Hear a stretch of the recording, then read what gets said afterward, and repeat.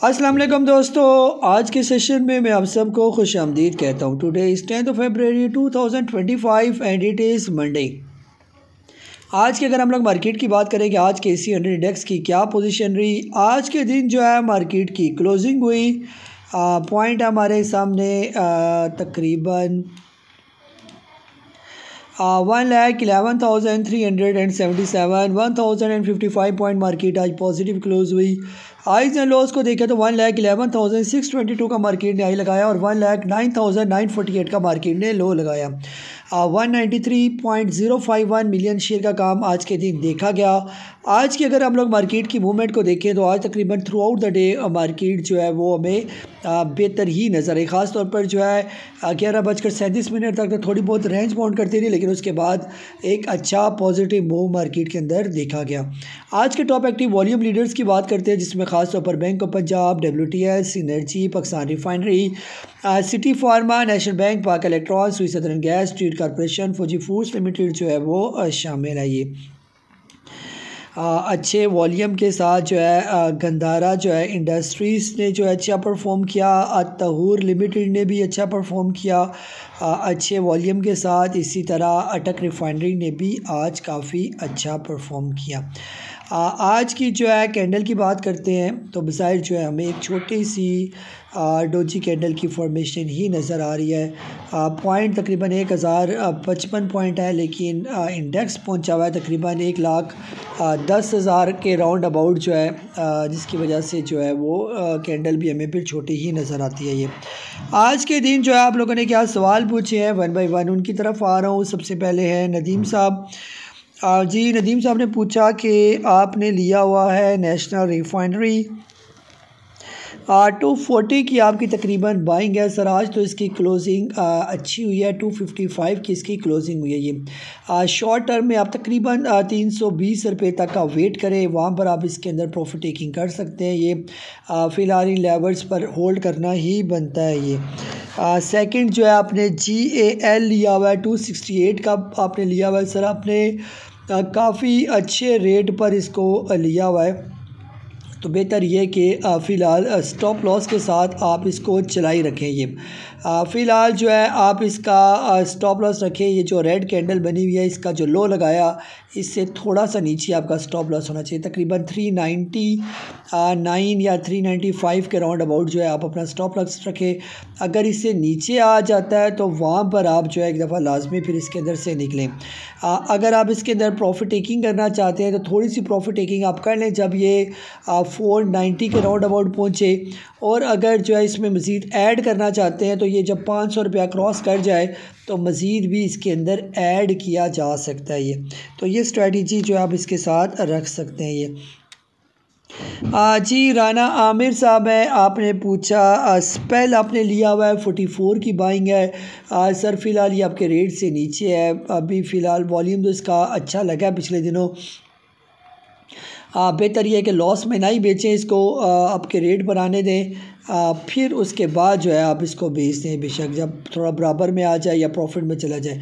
अभी फ़िलहाल ये साइडवेज में चल रहा है। अब यहाँ पर ये बेचने वाला है ही नहीं बिल्कुल, अब यहाँ पर थोड़ा सा वेट करना ही बनता है इसके अंदर। ये सेकंड जो है फ्रीसलैंड कंपनियाँ जो है आपने लिया हुआ है और आपकी बाइंग 81 की सर। थोड़ा सा इसको ऐसा लग रहा है टेक्निकली कि यहाँ पर ये टाइम लगाएगा। ये नहीं कि 75 रुपीज़ से लेकर तकरीबन 82 के दरमियान थोड़ा सा इसने टाइम लगाना है और फिर उसके बाद ये जाएगा, तो थोड़ा सा आपको फिर वेट करना पड़ेगा इसके अंदर। ठीक है, तो लॉस में इसको भी ना बेचें। करंट रेट पर एवरेज करना चाहिए। अभी सर एवरेज ना करें, अभी 1-2 दिन मार्केट की मूवमेंट देखें कि मार्केट क्या करती है। ये अगर मार्केट मज़ीद करेक्शन लेती है आने वाले दिनों में और यही स्टॉक जो है अगर 60 रुपये पर आ जाता है तो फिर आप उसके अंदर एवरेज कर सकते हैं। ये जी शुएब साहब है जद्दा से, आपने पूछा buying zone for fresh entry करना चाहते हैं PSO के अंदर सर। फ़िलहाल तो PSO अगर आने वाले दिनों में ये आ जाए तकरीबन 300 रुपये या इससे नीचे, तो फिर आप इसके अंदर बाइंग कर सकते हैं। या दूसरी सूरत यह है कि ये आ जाए तकरीबन 380 रुपये से ऊपर तो भी इसके अंदर बाइंग की जा सकती है। बहरहाल फ़िलहाल सब्र कर जाए क्योंकि मुसलसल ही नीचे आ रही है, तो कहीं पर इसकी अच्छी अगर कैंडल्स बनी तो वहाँ पर फिर जो है ना बाइंग का सिग्नल जो है वो दिया जा सकता है। ये फ़िलहाल अगर आप इसको लेना चाहते हैं तो यहाँ पर भी आप इसको ले सकते हैं, लेकिन 330 रुपये का फिर स्टॉप लॉस आपको रखना पड़ेगा हर सूरत। अगर ये स्टॉप लॉस कट जाता है तो फिर लाजमी इसके अंदर से आपको फिर एग्ज़िट करना पड़ेगा। ये सेकंड OGDC को भी करंट रेट पर लिया जा सकता है, लेकिन 190 के स्टॉप लॉस के साथ, और इसका शॉर्ट टर्म टारगेट है तकरीबन 210 रुपये के राउंड अबाउट। ये इसी तरह अटक रिफाइनरी का आपने पूछा, अटक रिफाइनरी को भी करंट रेट पर लिया जा सकता है, लेकिन स्टॉप लॉस आपका होना चाहिए 550 का। प्रॉफिट टेकिंग लेवल जब ये तकरीबन 690 रुपये क्रॉस करेगा तो फिर इसका अगला प्रॉफिट टेकिंग लेवल होगा ये। इसी तरह सरल के बारे में आपने पूछा कि इसको सर फ़िलहाल इसको नहीं लें, सरल को थोड़ा सा वेट कर दे, या तो ये अपना ब्रेकआउट दे दे 112 का, फिर आप इसको ले लें, फिर काफ़ी बेहतर हो जाएगा ये।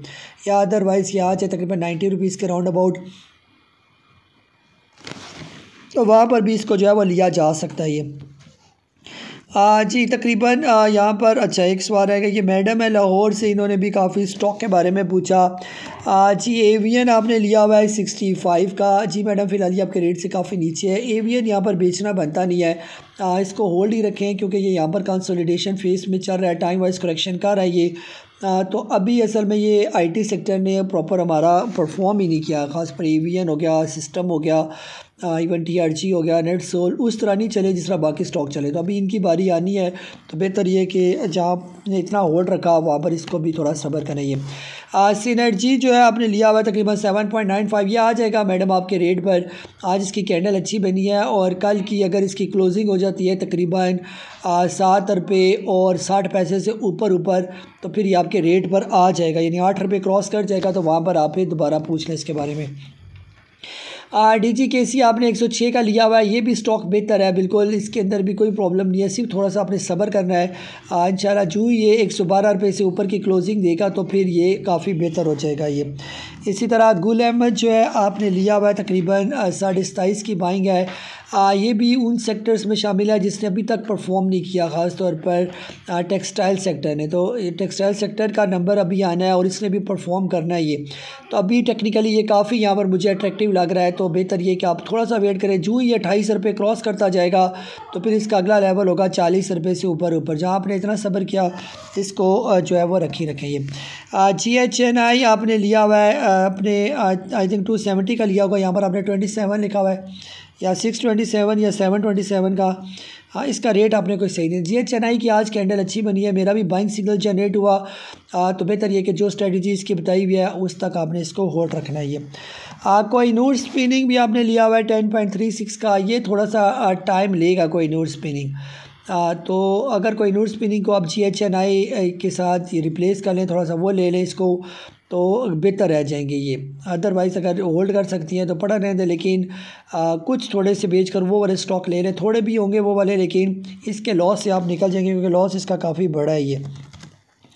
और लास्ट में नेशनल रिफाइनरी का भी मैं रिव्यू दे चुका हूँ इंशाल्लाह। नेशनल रिफाइनरी अगर कल के दिन ये क्लोजिंग दे देती है तकरीबन आज जैसे इसकी क्लोजिंग हुई है 255 और कल इसकी क्लोजिंग हो जाए 265 से ऊपर 265 रुपये से ऊपर, तो फिर इसका अगला टारगेट होगा कम से कम 320-330 रुपये का। तो बेहतर ये कि वो फिर आपके रेट पर आ जाएगा, तो आपने फ़िलहाल इसको जो है ना वो होल्ड ही रखना है ये।